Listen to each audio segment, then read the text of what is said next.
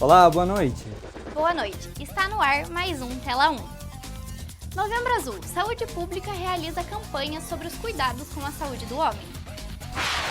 O intuito é a gente detectar o mais precoce possível. Se tiver uma lesão, se tiver alguma coisa, a gente descobrir a tempo de ter o que fazer. Como o cemitério municipal se prepara para o Dia de Finados? Pinturas, reparos, limpeza, vale tudo para deixar a estrutura do cemitério municipal de Curitiba, localizado na região central da cidade, em perfeito estado para as visitações que ocorrem amanhã, dia 2 de novembro, no Dia de Finados. Museu do Holocausto de Curitiba completa 12 anos neste mês de novembro. Neste mês de novembro é celebrado o 12º aniversário do Museu do Holocausto. Inaugurado em 2011, traz o propósito de lembrar e não esquecer. E o Paraná Clube se classifica para os playoffs de futebol americano. Com 3 vitórias e uma derrota na fase de grupos, o Paraná Clube Guardian Saints vai aos playoffs do Brasileirão D2 de futebol americano. Meu nome é Júlia Kaiser. E eu sou o Matheus Henrique, e o Tela 1 está no ar.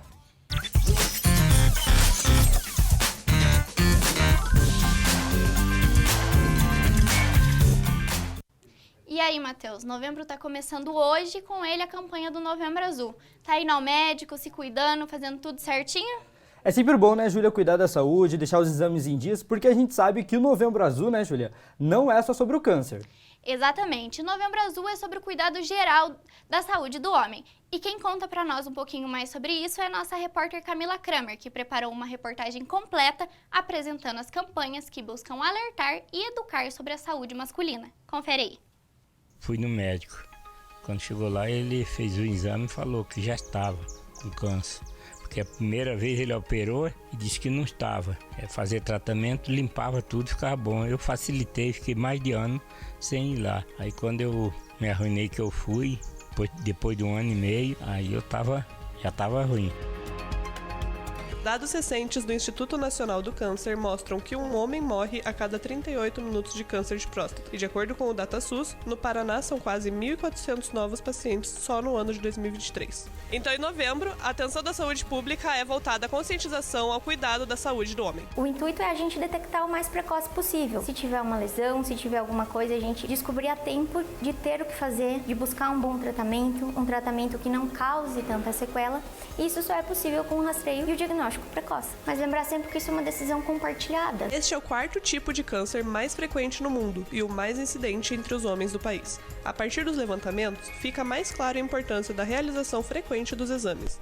Grande parte do público-alvo ainda trata o exame do toque como algo constrangedor, fazendo com que mais de 50% dos pacientes iniciem o tratamento quando o câncer já está em estágio avançado. Não, eu nunca fiz. Não orgulho, nem preconceito, mas eu nunca fui, nem estou pretendendo também ir. Eu estou muito bem assim. Atualmente, a saúde do estado do Paraná tem um gasto de quase 22 milhões com tratamentos de neoplasia maligna da próstata, já que todo o tratamento pode ser feito pelo SUS. Os nossos munícipes, eles buscam o atendimento de saúde nas unidades básicas, onde eles passam por uma avaliação médica. E os nossos médicos fazem exames de apoio, orientações e se tiver alguma alteração sugestiva ao câncer, a gente referencia esse paciente aos especialistas através da Central de Marcação de Consultas. No dia 17 de novembro, comemora-se o Dia Mundial de Combate ao Câncer de Próstata. Então cuide-se de novembro a novembro, porque um diagnóstico prévio pode salvar sua vida. Já começamos o mês no dia 10 de novembro com uma palestra. Do dia 20 a 24 teremos divulgação nos semáforos e terminais quanto às questões de cuidado da saúde do homem. E no dia 25 abriremos todas as nossas unidades de saúde. Teremos profissionais solicitando o exame de PSA e demais exames para os homens que desejam cuidar da sua saúde. E é assim que a gente vê como é importante fazer os exames com frequência, né, Júlia? Exatamente, Matheus. E lembramos que esses dados, essas datas, são do município de Colombo, mas o processo para marcação de consulta é o mesmo em todos os municípios, o dia D também. E caso você tenha 45 anos ou mais, procure a unidade de saúde mais próxima da sua residência. E agora vamos falar um pouquinho sobre o que está deixando os estudantes ansiosos, porque hoje a gente está aqui, né, Matheus? Mas a gente sabe como é estar do outro lado. É verdade. E essa é uma época mais tensa para quem busca ingressar em uma universidade. E quem conta um pouquinho pra gente sobre a preparação do dia da prova é a nossa repórter Maria Eduarda Perlim. Boa noite, Maria. Boa noite, Matheus. Boa noite, Júlia. Os candidatos que irão realizar a prova do Enem não serão prejudicados pelo local de prova.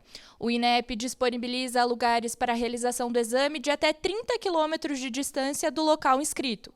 Aqueles que eventualmente receberam lugares distintos do previsto poderão realizar a prova nos dias 12 e 13 de dezembro em locais que serão divulgados posteriormente. Agora, para você que vai realizar o Enem neste domingo, dia 5, e no próximo, dia 12, é importantíssimo que você verifique o seu cartão de confirmação e verifique o seu local de prova. Se você não sabe como acessar ou ainda não acessou, a gente preparou um passo a passo. Acesse a página do participante e clique em entrar-como-gov.br. Insira seu CPF e clique em continuar. Insira sua senha gov.br e clique em entrar. Clique em aplicação e em seguida clique em local de prova. Clique novamente em local de prova e salve o cartão de confirmação no seu aparelho. No cartão de confirmação é possível encontrar informações essenciais para ambos os dias de prova. Embora não seja obrigatório levar o documento, o INEP recomenda levá-lo nos dias de exame a fim de evitar qualquer confusão relacionada ao endereço do local da prova. O que você também pode levar no dia da prova é o RG ou outro documento oficial com foto, álcool em gel, máscara de proteção, caneta esferográfica transparente na cor preta, lanche, de preferência alimentos leves e que deem energia. O que você não deve levar no dia de prova? Telefones celulares, calculadoras ou qualquer equipamento eletrônico devem ser desligados e guardados no envelope porta-objetos antes mesmo de entrar na sala de provas. Caso algum som seja emitido dos aparelhos durante a prova, o candidato será eliminado. Qualquer dispositivo que receba imagens, vídeos ou mensagens, óculos escuros, bonés, chapéus, viseiras ou gorros, bebidas alcoólicas, cigarro ou outras drogas ilícitas. É importante destacar que o Enem abre os portões ao meio-dia e fecha a 1h da tarde. A prova está prevista para começar às 1h30 da tarde pelo horário de Brasília. Volto com vocês aí no estúdio. Muito obrigada, Maria. E olha, eu lembro até hoje como é a sensação de véspera de Enem. Ansiedade a mil, né? A gente Exatamente. sabe que a gente fica ali na pilha, mas é super importante essas dicas que a Maria trouxe ali pra gente, né? Vamos seguir, vamos cuidar. E a todos os estudantes a gente deseja uma ótima prova. E é muito importante que o pessoal que vai fazer o Enem descanse. E nada melhor para isso que o feriado. E falando em feriado, Matheus, amanhã é dia de finados. E o que muita gente não sabe é que é um momento para homenagear os nossos entes queridos que já se foram. Inclusive, os cemitérios municipais já estão na reta final para receber os visitantes. E quem mostra tudo para a gente é a nossa repórter Giovana Borer.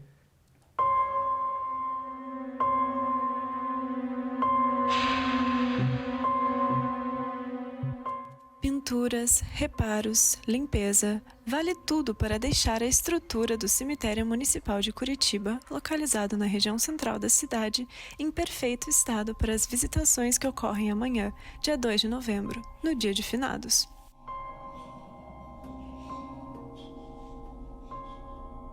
Cuidado com a manutenção, para deixar bonito, para que quando os demais parentes venham fazer a visitação do túmulo no dia 1º, dia 2 de finados, cheguem aqui e tenham uma boa apresentação do túmulo. São mais de 51 mil metros quadrados de extensão e quase 6 mil túmulos para dar atenção durante esse período. E de acordo com a administração do cemitério, são aguardadas mais de 10 mil pessoas apenas no dia de finados. E pensando nessa intensa movimentação, algumas pessoas anteciparam a visita. Não venham comumente nos dias de finados, porque é sempre muito cheio de gente. Eu prefiro vir num dia onde eu possa fazer uma oração com mais tranquilidade. Mas, em meio a todos esses túmulos, um deles chama a atenção.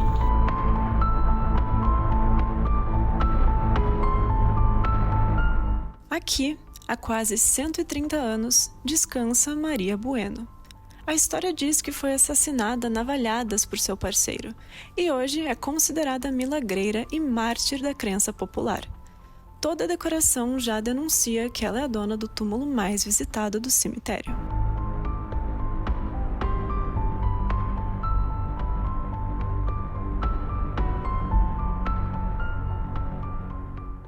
que todos acham que ela ser uma santa. Não foi canonizada, mas o pessoal tem uma fé bem grande por ela, né? Então, todas as pessoas vêm de fora, vêm da Espanha, vêm do Paraguai, da Argentina, vêm aqui do Paraná todo para pedir uma graça e é recebido e vem e retorna pagando sua promessa. São muitas histórias e diferentes motivações, mas é fato que nessa época do ano, Maria Bueno é popular. Para quem deseja visitar, seja Maria ou qualquer outro túmulo, o cemitério no feriado vai ficar aberto das 7 da manhã às 6 da tarde.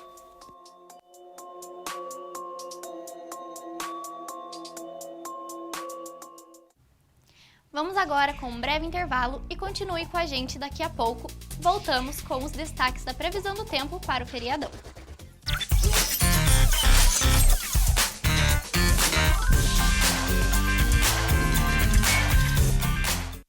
Se te disseram que seu caminho é um só, entenda que existe um universo com infinitos caminhos para você explorar.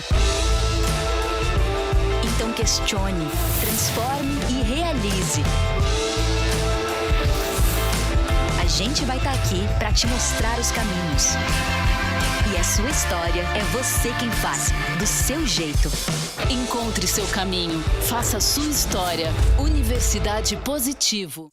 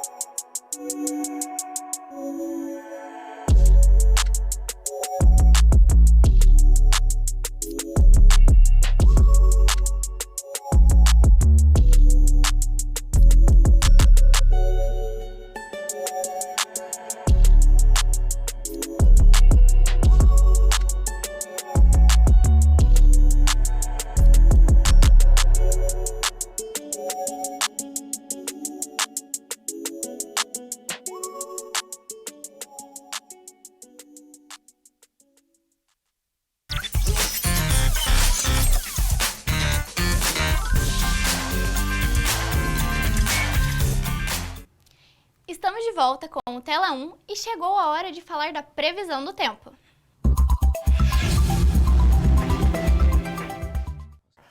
Vamos conferir agora como vai estar o tempo nesse feriadão. E aí, Matheus, vai dar praia ou não? Será que vai dar praia, Júlia? Daqui a pouquinho eu te conto tudo, mas antes, as áreas de instabilidades que se deslocam pelo Paraná já ocasionaram chuvas volumosas acima dos 30 milímetros em vários municípios do centro-norte, noroeste, oeste do Paraná.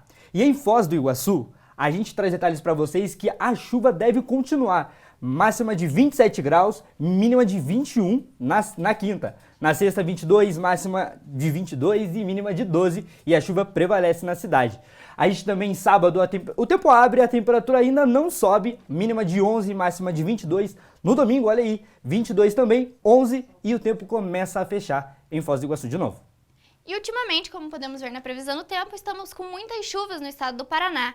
Inclusive em Foz, acabou caindo algumas passarelas e foi enviada uma equipe para retirar as outras e não ocasionar mais estragos. É bem importante ficar então alerta aí aos avisos que são disparados para vocês, gente. Continuando a previsão do tempo, Júlia, a gente tem em Maringá, as instabilidades estão por todo o estado. A gente pode ver que em Maringá continua a mesma coisa. Na quinta-feira, máxima de 29 graus com a mínima ali de 22. Na sexta-feira, a gente tem máxima de 27 com 13 de mínima. E a chuva continua na cidade. Já no final de semana, o tempo abre, as temperaturas se elevam. Máxima de 26 no sábado com sol e 29 no domingo. Passando de Maringá, a gente tem União da Vitória, uma cidade que foi bastante castigada pelas chuvas nesses últimos dias. E na quinta e na sexta prevalece a instabilidade na cidade. Máxima apenas de 18 graus na quinta, na sexta 20 graus. E aí, no sábado, o tempo tenta abrir. Para muita gente será um alívio, um momento de reconstrução. Máxima de 23, mas olha a mínima. A mínima cai para 8. E no domingo, máxima de 24 e 12 de mínima. Pelo jeito, a chuva não dá trégua, né? Nesses 2 dias, quinta e sexta de feriado. Mas e aí? Em Curitiba a gente vai ter chuva ou vamos ter um tempinho? Bora ver então aqui no telão. Curitiba então na quinta com máxima de 19 graus, mínima de 14. O sol já tenta abrir aqui na quinta, mas olha na sexta, gente. Sexta-feira a mínima ali de 15 e máxima de 20. E as chuvas e instabilidades do período da tarde devem voltar. Já no sábado, o tempo abre, mas olha, a temperatura não sobe muito, 19 de máxima, mínima de 14. E aí no domingo, volta as estabilidades, sol entre nuvens, 21 graus de máxima e somente 12 de mínima. E nesse feriado, muita gente vai aproveitar para viajar. Veja com o nosso repórter Arthur Gomes como está previsto o movimento nas rodoviárias. Boa noite, Arthur. Boa noite, Matheus. Boa noite, Júlia. É isso mesmo. Para o feriado prolongado dessa semana, são esperados 26 mil passageiros na rodoviária de Curitiba. Segundo a Prefeitura, são esperados 10 mil desembarques e 16 mil embarques entre quarta-feira, dia 1º, e sexta-feira, dia 3. O movimento é 50% maior do que em dias normais. E no ano passado, o volume de passageiros para essa mesma data foi de cerca de 5 mil embarques. A diferença do ano de 2022 para 2023 se deve muito ao dia em que o feriado caiu. No ano passado, o feriado foi em uma quarta-feira. E os destinos mais escolhidos pelos passageiros são o interior do Paraná, com 45% dos viajantes, 20% para Santa Catarina, 15% para o litoral paranaense, 12% para o estado de São Paulo, 3% para Rio Grande do Sul e 5% para os demais estados. Volto com vocês aí no estúdio.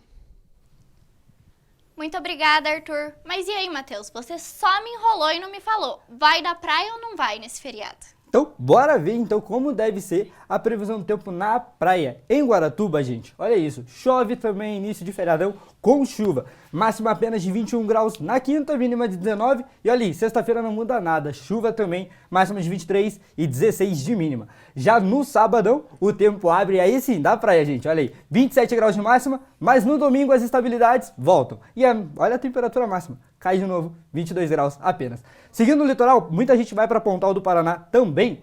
Máxima de 22, 26 na sexta, mas chuva, gente, no litoral também, Pontal não muda nada. Mas sábado também da praia. 27 de máxima, mínima de 17 e máxima de 22 no domingo. Lembrando, instabilidades no domingo, virada no tempo, hein? E Morretes também é destino de muita gente, mas ó, não muda muito. Chuva também, mínima de 19, máxima de 24, na sexta, 20 e 27. No final de semana, o tempo abre no sábado, mas no domingo tem aquela virada, 26 de máxima. Muita gente também vai para as praias de Santa Catarina, por isso destacamos Itapuá para vocês, mas o cenário não é muito diferente. Máxima de 21 e 23 na sexta, com chuva. No final de semana, como eu disse, o sol abre, mas no domingo tem aquela virada no tempo, com máxima de 22 graus.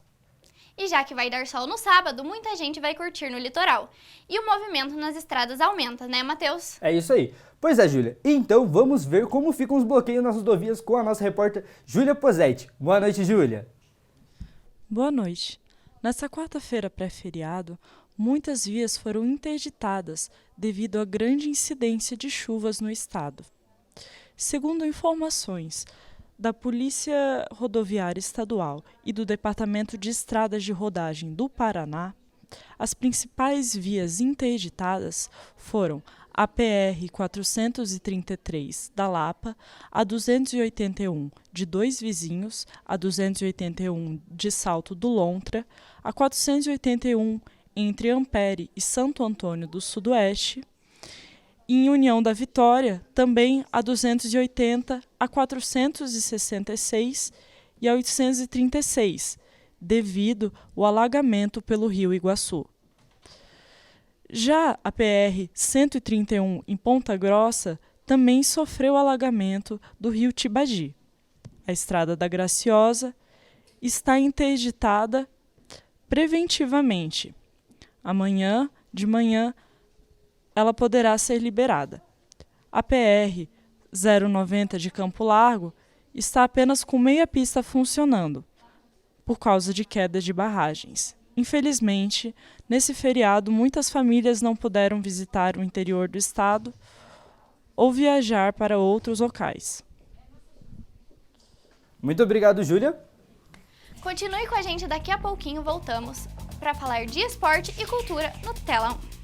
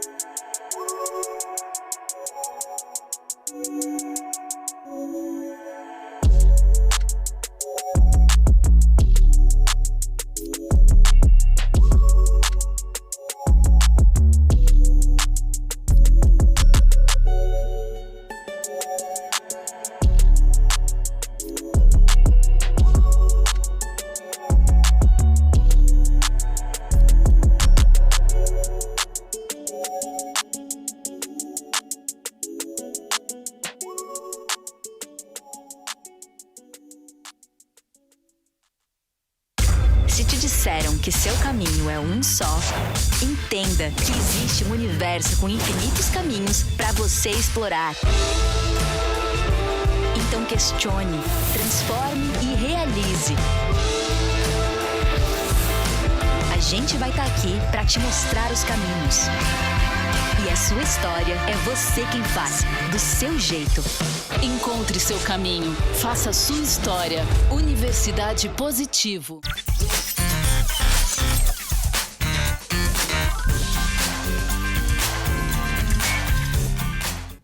Estamos de volta com o Tela 1. E certos acontecimentos históricos precisam ser lembrados para que não se repitam. Por isso, o Museu do Holocausto já está para mostrar para uma das maiores tragédias da história. E nesse mês, o Museu do Holocausto faz 12 anos. Conheça um pouco mais sobre ele com a reportagem de Isabela Machado. Apesar de tudo, ainda acredito na bondade humana. A reflexão de Anne Frank, uma jovem judia que foi vítima da perseguição nazista, é a mensagem que recebe quem chega ao Museu do Holocausto em Curitiba. Nós conversamos com o coordenador do memorial, Carlos Heinz, e ele explica que o museu se baseia em 3 eixos principais: memória, educação e pesquisa. Falar sobre o Holocausto significa olhar para trás, ressignificar aquilo que aconteceu, gerar lições sobre a tragédia e trazer para os dias de hoje. Quando nós educamos sobre o Holocausto, na verdade nós não falamos sobre o passado.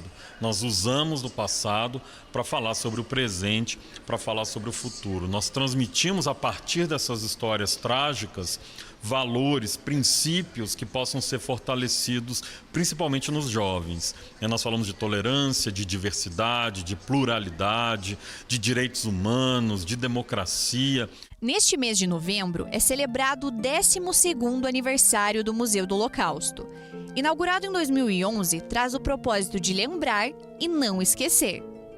A ideia surgiu um pouquinho antes, em 1990, quando Miguel Kriegsner, filho e genro de sobreviventes, decidiu manter vivo na memória coletiva um capítulo marcante da história da humanidade. A partir dessa proposta, o projeto foi desenvolvido e coleções foram sendo recebidas para que a criação do museu fosse possível. Com a crença de que imagens têm o poder de contar histórias, as fotografias em exposição não detêm apenas um significado cultural e social, mas também asseguram que inúmeras vozes permaneçam vivas e jamais sejam esquecidas. Falar sobre o Holocausto como nos dias de hoje, nos ciclos de intolerância, nas ascensões das extremas direitas, nos ataques aos direitos humanos. Toda essa noção que nós carregamos a partir desse genocídio pode e deve ser útil para nós olharmos para as nossas mazelas. Quando nós falamos sobre o Holocausto, nós temos esse lema de que é necessário lembrar, nunca esquecer e sempre educar as próximas gerações. Bom, creio que é muito importante as escolas visitarem o museu, as crianças virem aqui e aprenderem sobre o museu, sobre como tudo isso aconteceu, como esse processo todo, foi construído, e a importância de estudar isso no nosso dia a dia, da gente identificar os aspectos do Holocausto no nosso dia a dia, para a gente entender o que aconteceu e não deixar isso acontecer novamente. O Holocausto, também conhecido como Shoah, do hebraico calamidade, foi um dos eventos mais trágicos e notórios do século passado. Um processo sistemático de extermínio conduzido pelo Estado nazista durante a Segunda Guerra Mundial. A chamada solução final resultou no assassinato de cerca de 6 milhões de judeus, ciganos, homossexuais, testemunhas de Jeová e pessoas com deficiências. Essa tragédia serve como um lembrete perpétuo de que a memória do Holocausto deve ser preservada para que nunca se esqueça, para que nunca se negue e para que nunca se repita. Por isso é muito importante visitar o museu e se conscientizar da história. Júlia. Exatamente. Isso faz parte da cultura de um país e é importante que a gente visite e conheça para que esse fato não se repita. Mas falando em cultura, Curitiba está cheia de eventos para os próximos dias. E quem conta pra gente um pouquinho mais é o repórter Nazide Cerqueira. Fala pessoal, tudo certo? Bom, para você que fica a semana inteira pensando o que fazer fim de semana, eu cheguei agora para te ajudar. Sexta-feira, na Ópera de Arame, às 8 horas da noite, o cantor Rubel traz a sua turnê As Palavras, volume 1 e 2, aqui para Curitiba. Então, para quem se interessou, os ingressos estão sendo vendidos no Simpla a partir de R$100. Bom, depois daquele show inesquecível em 2018, Roger Waters volta para Curitiba para se apresentar nesse sábado na Arena da Baixada às 9 horas da noite. Para você que não conseguiu ir no show dele em 2018, essa é a oportunidade. Um dos fundadores do Pink Floyd traz a sua turnê This Is Not a Drill, só que diferente da primeira atração, essa aqui é um pouquinho mais salgada. Os ingressos você encontra no site Eventim e eles variam de R$ 245 até R$ 1.900. Por último, e não menos importante, você conhece um tal de Abelardo Barbosa? Não? Mas se eu falar Chacrinha, acho que você deve saber de que eu tô falando, né? Um dos maiores comunicadores do Brasil, se não o maior, vai ser homenageado no musical nesse sábado, lá no Teatro Bom Jesus, às 8h30 da noite. No Cassino do Chacrinha, todo o público vai poder reviver aquela folia que eram os programas do apresentador que jogava bacalhau na plateia. E os ingressos estão sendo vendidos no Disque Ingressos a partir de R$ 50. Algumas opções então para você aproveitar o seu fim de semana. E aí, já escolheu a sua? Mas enquanto você está aí sentado, pensando em qual você vai, se enrolando, eu já tô indo, né? Porque eu tenho que aproveitar. Bora então, Júlia, curtir, porque eu acho que vai faltar tempo de curtir tanta atração, né? Exatamente. E chegou a hora de falar de esporte, aqui no Tela 1.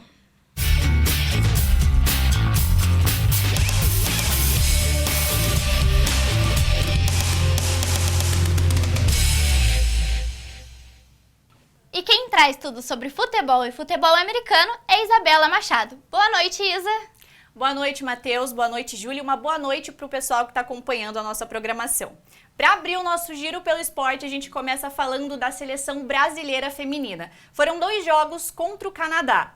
No final de semana, Arthur Elias estreou com o pé direito no comando da equipe principal. A vitória contra o Canadá saiu dos pés de Debinha aos 48 do segundo tempo. Mas ontem não deu boa para o Brasil. A vitória canadense veio com gols de George Heitman e Diane Rose. Assim como no primeiro confronto, os gols saíram da etapa final da partida.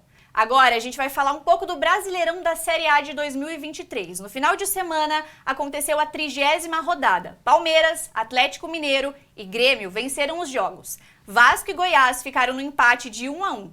Ainda no final de semana, o Atlético Paranaense, São Paulo e Corinthians e Santos também ficaram no empate.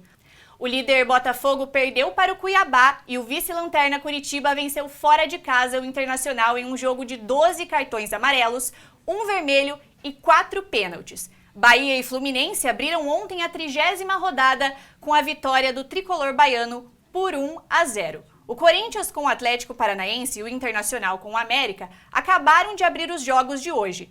O Flamengo com o Santos, o Curitiba com o Grêmio também estão em campo. Qual será dos times que vai levar a boa de hoje? Mais tarde, o Botafogo recebe o Palmeiras no Rio e o Fortaleza vai para Minas para encarar o Atlético Mineiro, encerrando a noite dessa quarta-feira. Amanhã, 3 jogos fecham a 31ª rodada do Brasileirão. São eles Cuiabá e Vasco, Goiás e Bragantino e São Paulo e Cruzeiro. A classificação do momento do Campeonato Brasileiro fica da seguinte maneira. O Botafogo é líder com 59 pontos, seguido de Palmeiras, Bragantino e Grêmio, que garantem a vaga na Libertadores de 2024. Flamengo com 50 pontos e Atlético Paranaense com 50 ficam com as vagas para a pré-Libertadores. O meio da tabela tem Atlético Mineiro, Fluminense, Fortaleza, Inter, Cuiabá, São Paulo e Bahia. Em 14º a gente tem o Cruzeiro, em 15º o Corinthians e em 16º o Santos. Todos fugindo da zona de rebaixamento. E correndo riscos reais de disputar a Série B em 2024, a gente tem Goiás, Vasco, Curitiba e América.